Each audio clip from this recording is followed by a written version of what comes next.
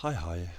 Um, so I gonna do my actual first tutorial in which I wanna go kind of live and recreate this setup here with procedural scales on a geometry, and you have the ability to control the flow, um, which is done with the hair system. So in the hair system, you can do the compression. You can comp the direction of the scales into place. There's actually something here, which, there we go. And if you got things like this here, you might want to have to add new hair or more. So we put some more here. Maybe these ones are completely off. We delete these ones. Yeah, and you get the point. So let's try and recreate this one. Fresh scene. So we need an emitter. Let's do a normal sphere.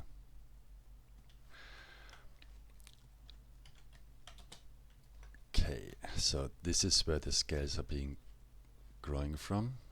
Let's call this to emitter. Then we need a scale object.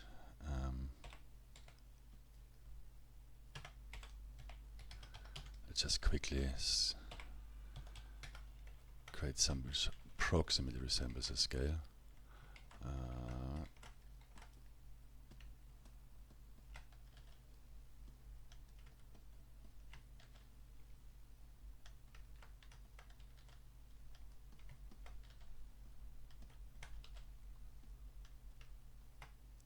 Bring this a bit up.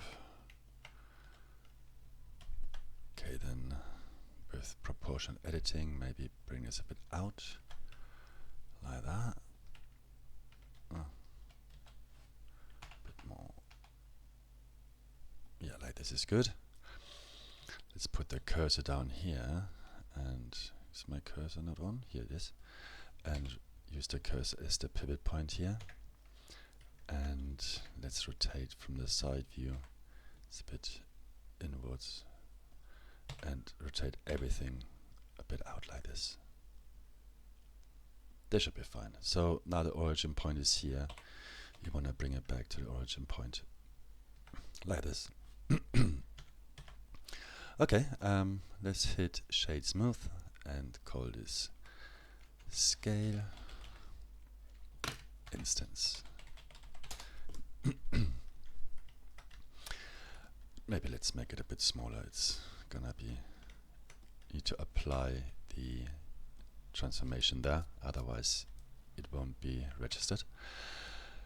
Alright, and now let's create another object which is gonna be our scales. It doesn't matter what it is. Let's do a sphere, a plane in this case, and we call it the actual scales object, scales. On this one we create our geometry nodes. Alright, so the first thing we need to grab our emitter into this geometry nodes. And what we want to do is to create a distribution of the scales. Instead of being like nicely only next and above each other, we need some in the center as well.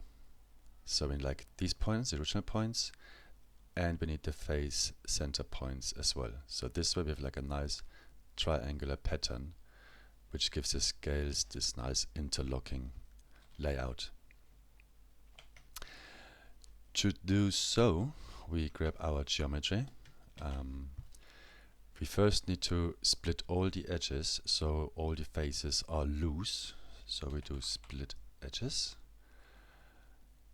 Then we say a scale elements, and we grab the faces and scale them down to 0. And let me hide the original one. Oops, not this one. Emitter. So you can't see them now because they're infinitely small, because scaled down to 0. However, if you would do like a mesh to points, now you can see. It looks like it's only one point here now, but each face has 4 vertices, and you scaled them all down to 0, but it's still 4 vertices. So what you want to do is a merge by distance in between, and keep it really, really small. So this way, it's only actually 1 point. Let me go to the spreadsheet. So if I disable this, we got 2000 points. If I enable this, we got 512 points. This is quite important, otherwise you have scales overlaying each other. So we got these points, which are in the center of the face, and we also want the original ones, so we just join this geometry together. Our original geometry and the center points, and we say make these our points. So as you can see now, we have this nice, how do you say, pattern where they just iterate. Yeah, I think you get the point. Let's get them down a bit. So now we can start instancing our scales onto these points. Instance on points, or let's maybe give this a description here.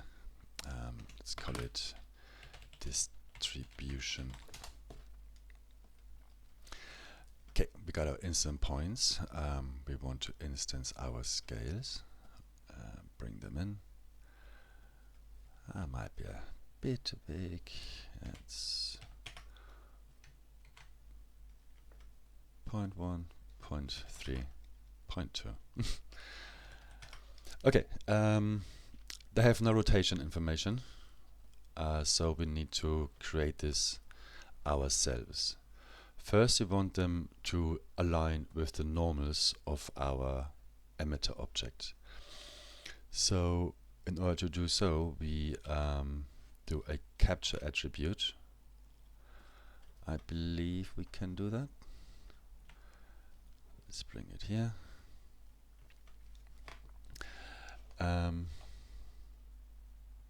Yeah, this should be fine. And we want the normals, so normals are a vector, and let's bring in the normals on the face. Okay, now if we just simply hook this to the rotation, it's going to be wrong, because the rotation expects a rotation, and we bring in a vector, so we need to do align Euler to vector, plug this into the vector, and use the okay, hold on. I can't do capture attributes since I am adding additional things. Let's transfer by the nearest, so sample nearest. I'm never really sure like when I can use capture attribute or sample, but sampling maybe should work. So we grab the, that's not the right one, sample nearest surface, is there something? Sample nearest surface, this one we need. Okay, and we want a vector from this mesh. Let's get rid of this. And we want the normals from there. So now, if we plug this into here, yeah, let me just change the, so there are now nicely rotating along the normals. That's our first rotation done, and now we need to be able to rotate them on their local y-axis manually. So let's make them a bit bigger. And with this, we're gonna do it with the hair system. So on our emitter, we're gonna create a curve empty hair. Let's just hide this quickly. And then the hair system, we just add a bunch of hairs. Dum dum dum dum dum. Maybe they're a bit too big. Let's bring them down. Yeah, this is fine. This is not fine. 0.08. Yep. We add more. We grab the length and the shape. Dum, dum, dum, dum, and just comb them roughly into place. Maybe we enable collision, which is up here, if we didn't know. Okay, just for now, we're gonna modify them later. We bring back our scales. Oops. And now we need the curves. Let's call them guide. Oops. Curves. So, what we need from these curves is the tangents, which basically tells their direction. But the curves right now, they have like 10 points or so. We want to reduce them to 2 points only, so it's really just a line, one edge. So the first thing we're gonna do is we resample the curve, resample, and say to 2. So now they're really just a straight line. Let's get rid of the original curves. Really just a straight line. And also, like, there's still some of them kind of poking out, which would make our scale as well not poke out, but like that the direction is harder to control. So we make sure to put them also on top of the surface. So for this we use a geometry proximity. And we grab our sphere. Let's get out of that. This is a target. And then we do set position. Set position. And we say to the nearest position of the nearest face. So now they're nicely snapping to the geometry. Okay, we got this done. So what we need now is we want to grab the tangent information. So we do a sample index from these curves, and the tangent is a vector. So then we grab a curve tangent, and then we also need the index node. So for each curve with each index, we get the tangent information. And yeah, now we got the tangent basically extracted, and we want to put this tangent on a single point, if this makes sense. So we do a curve to points. Curve to points. Okay. And we say we want to be 1 point only, which makes only 1 point at the root position.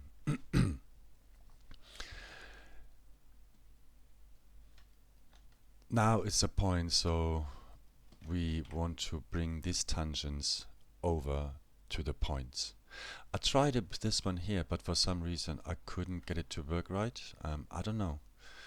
I must have done something wrong. So, but this is why I'm using this approach. So I'm doing sample index and sample nearest. So I want from the nearest point I want to grab the tangents which we extracted before. We need a vector here. So now the nearest, each nearest point basically then gets the rotation information. It probably doesn't make much sense how I explain it, but just trust me on that. So okay, now where we have our instances rotated along the normals, now we need to rotate them towards the curves. So we take the existing rotation and plug it into rotation, and then we take our new vector, the tangent vector, into the vector, and if you plug this now in here, something is happening. We need to make sure we rotate along the proper axis, which in should be maybe Z, and we need to lock it into Y. This is something I don't always really know. It's a bit trial and error. Just have to try out, because I was thinking my scale is rotated towards the y-axis, so I would want to rotate along the y-axis, but for some reason it's not. I don't know right now. Yeah, but this actually now takes care of our rotation. So now we can rotate around.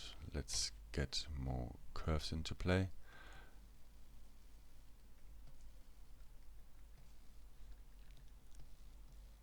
Okay, no, something is wrong here.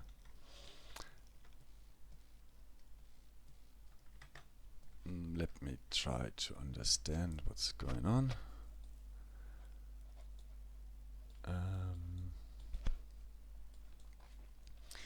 We got here our normals from the surface, which maybe this needs to be the Z rotation and this the Y, and lock it on the X. No.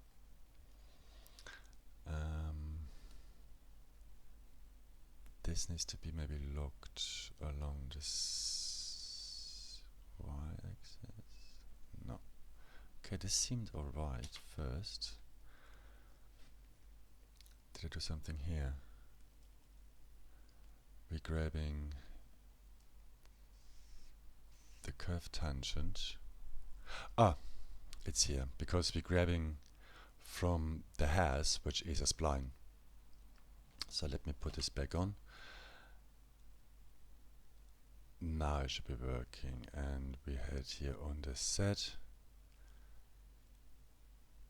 Okay, it's different. And here the Y we had, yeah, there we go. So now we can, where do we have them? Now we can sculpt the curves and place some more hairs here. And we can nicely sculpt them into place. The thing is, it takes either or. I couldn't figure out a way how to interpolate, let's say, between these two. So if you got a situation like that, you just might want to have to create more hair. So then this takes care of the interpolation.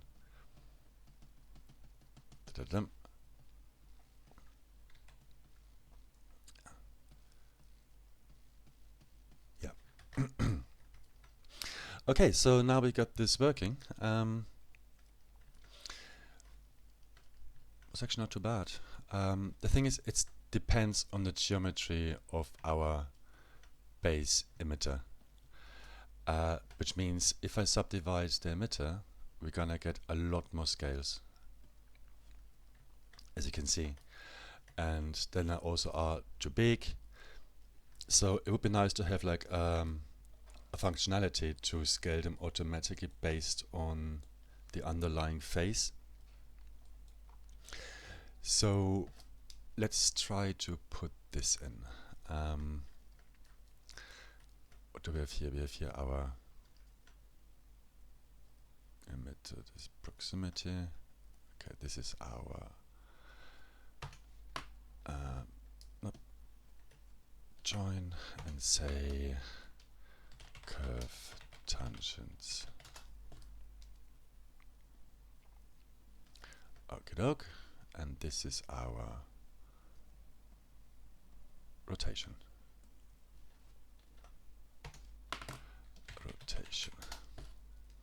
Okay, so now we're gonna grab our emitter surface again,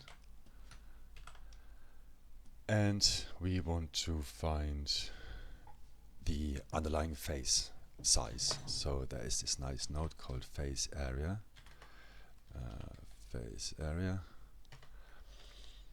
And there again we do this tunable relative, maybe in this case doesn't matter.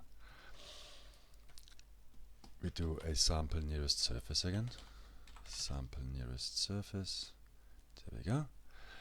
We grab the geometry, and from there, because phase area is a float value, it's like a 1.2 or something like that, so it needs to stay on float. Then we can say we have our points, mesh to points up there.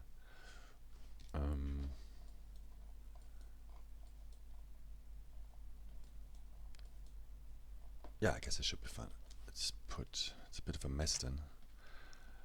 Set point radius. This one here. And you know what, let's get this all up here. So now it looks on the underlying face, takes its face area, so the size of the face, and then sets the point radius to be that. So you can see small faces have small points, bigger faces get bigger points. In order to have this on our instances, we do a radius node, which grabs the point radius, and we plug it into scale. They are now super small, so we need something to be able to modify them. If we first try a math and do a multiplier on it,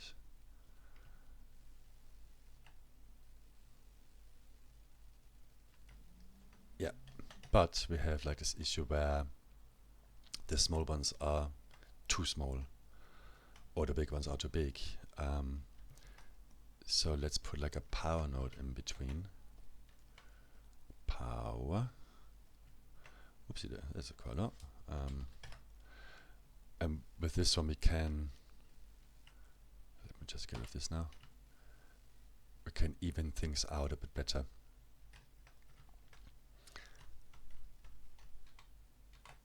Okie doke, so we got this as well. Let me guide them a bit nicer. Let's put more. We want the length and the shape as well.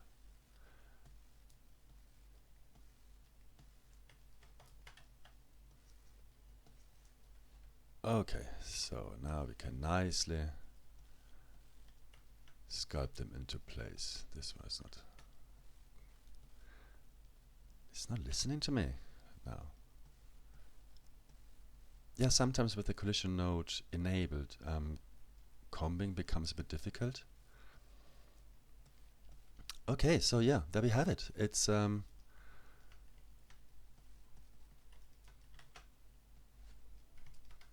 there's our over multiplier, which we can zip.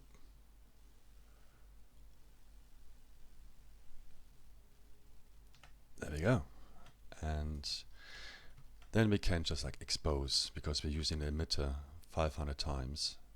So we use the emitter here, then we use the same emitter here, and we have it somewhere up there as well. And let's call this emitter in the group, emitter. And let's also bring our curves into the input, so we can guides and maybe the scale value.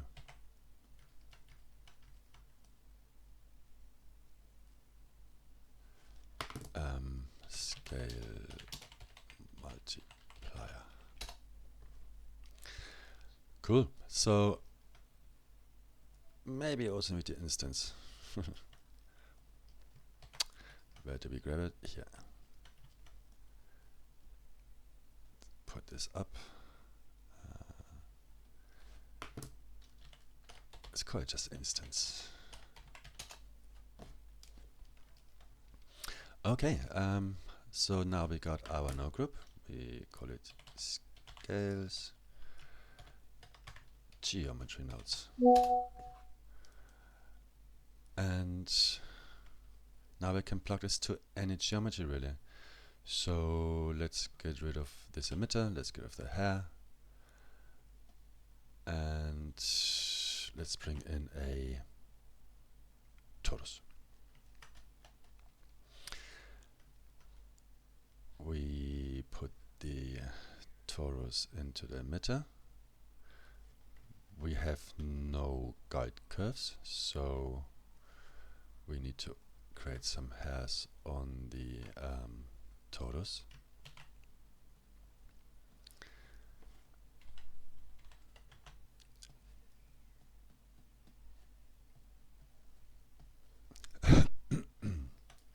And plug the hair also into the guides. Pardon me. Yeah, now on any geometry you really can create new scales, or actually also feathers, where you can control the direction of them. And if they are too big, you want to subdivide your base mesh. And yeah, there we have it. So it was a bit of a mess. I'm very sorry for that, but I really hope it was helpful. And I know I didn't explain everything super great, but sometimes in geometry nodes, I myself, I don't know what I'm doing, and often it's just like lucky accidents. So yeah, apologies for that. Well, have a lovely day. Bye bye.